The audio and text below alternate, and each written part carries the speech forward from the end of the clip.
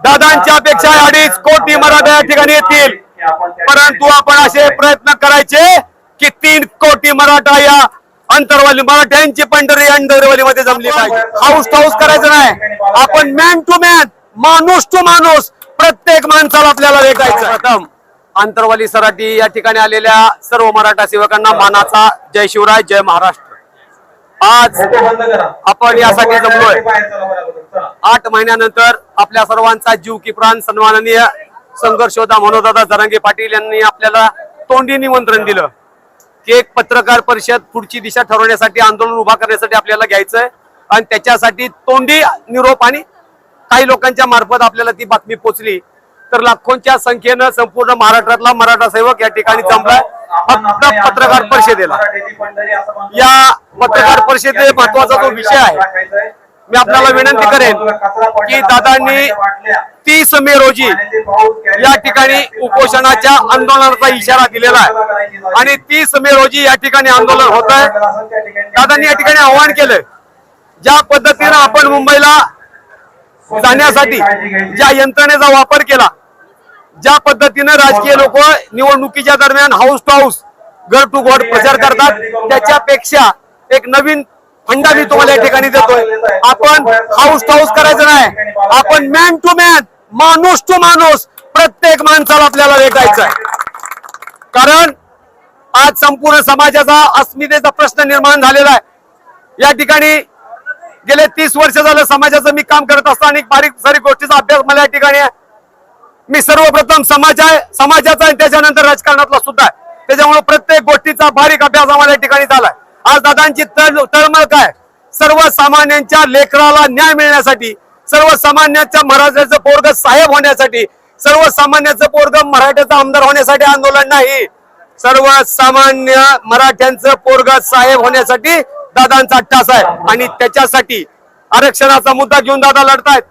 आज 55 लाख नोंदी निघालेले आहेत. 55 लाख नोंदी मिळाल्यानंतर 28 लाख लोकांना या ठिकाणी आरक्षणाच्या माध्यमातून सर्टिफिकेट वाटप केले, परंतु त्या प्रमाणामध्ये व्हॅलिडिटी दिली गेलेली नाही. एका बाजूने आरक्षण दिलं जाते आणि दुसऱ्या बाजूने ते रोखलं जातं व्हॅलिडिटीच्या माध्यमातून. सोलापूर समाज कल्याण विभागाला मी स्वतः गेलतो. एक आमची माता भगिनी माझ्याकडे रडत आली, कॉलेजचं ऍडमिशन कॅन्सल होतंय असा प्रकार तिने सांगितलं. त्या माझ्या मातेचं, त्या मुलीच्या आईचं आणि तिच्या डोळ्यातलं पाणी पाहिल्यानंतर मराठा सेवक या नात्याने समाज कल्याणचा विभाग मी स्वतः गाठलाय. साहेबांना त्या ठिकाणी समजावून सांगितलंय, आजच्या आज जर तुम्ही व्हॅलिडिटी दिली नाही तर समाज कल्याणचं कार्यालय बंद करण्यात येईल. एवढी ताकद मराठा समाजात आहे. त्याच दिवशी व्हॅलिडिटी, त्याच दिवशी फक्त एकच काम केलं त्या ठिकाणी, मराठा साम्राज्य काय मी त्यांना दाखवलंय. त्या मुलीचं जर ऍडमिशन कॅन्सल झालं, या महाराष्ट्रातला समाज कल्याण विभाग आम्ही नेस्तनाभूत करू. तिथल्या साहेबांना सुद्धा विनंती केली, कशाही पद्धतीत 2 महिने, 3 महिने, 4 महिने, 6 वेळा तुम्ही एकच कारण दाखवताय, तुम्ही एकच कारण देताय, तर त्या भूमिकेमध्ये गेल्यानंतर आपल्याला व्हॅलिडिटी दिली गेली. मी तुम्हाला एक सांगतो हे का घडलंय, मनोजदादा जरांगे पाटलांची ताकद या मामाच्या पाठीमागे आहे. मनोजदादा जरांगे पाटलांची ताकद महाराष्ट्रातल्या प्रत्येक मराठा सेवकाच्या मागे आहे, म्हणून अधिकारी व्हायला लागले. नाहीतर त्या माता माऊलीचं इंजिनिअरिंग असलेलं ऍडमिशन कॅन्सल होणार होतं. हे श्रेय फक्त मनोजदादांना जातं. आता आपल्याला काय करायचं, आपल्याला 30 मे ला यायचंय. 30 मे ला येत असताना आपण एक ठेवून चालणार आहे का?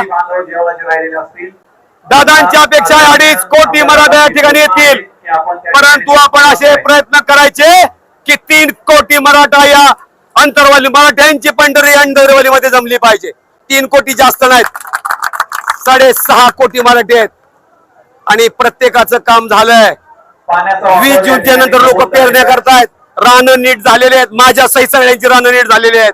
मी तुम्हाला नम्रपणे सांगतो, हाऊस टाऊस नाही, मॅन टू मॅन, प्रत्येक माणसाला भेटायचंय, प्रत्येक माणसाच्या पाया पडायचंय. बाबा स्वतःच्या लेकरासाठी तू एक वेळ, दादांसाठी नाही, स्वतःच्या लेकरासाठी तू एक वेळ. आणि जोपर्यंत त्या माणसाला त्याची जाणीव होत नाही तोपर्यंत तो माणूस येऊ शकत नाही.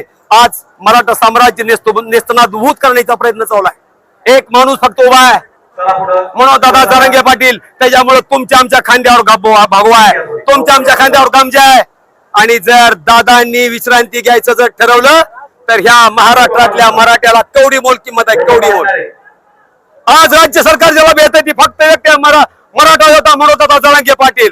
आणि दादांनी जर शांतता घेतली तर तुम्हाला आम्हाला चिंचुका सुद्धा मिळणार नाही. आरक्षण तर लांबची गोष्ट आहे.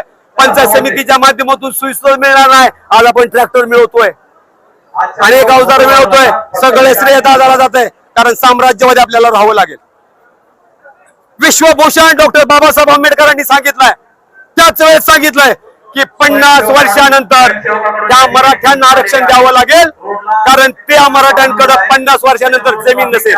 त्यांची लेकरांनी काय करायचं? शिक्षणामध्ये आरक्षण, नोकरीमध्ये आरक्षण दिलं पाहिजे. कलमामध्ये लिहून ठेवलंय, संसदेमध्ये लिहून ठेवलंय, संसदेत लिहून ठेवलंय. माझ्या मनाचं मी काही बोलत नाही.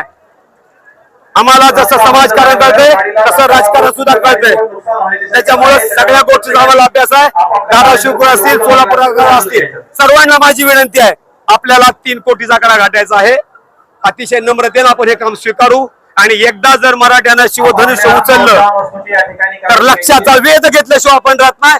हा मराठा समाज आहे. म्हणून सर्वांनी साध्या एवढंच बोलतो. जय हिंद, जय महाराष्ट्र.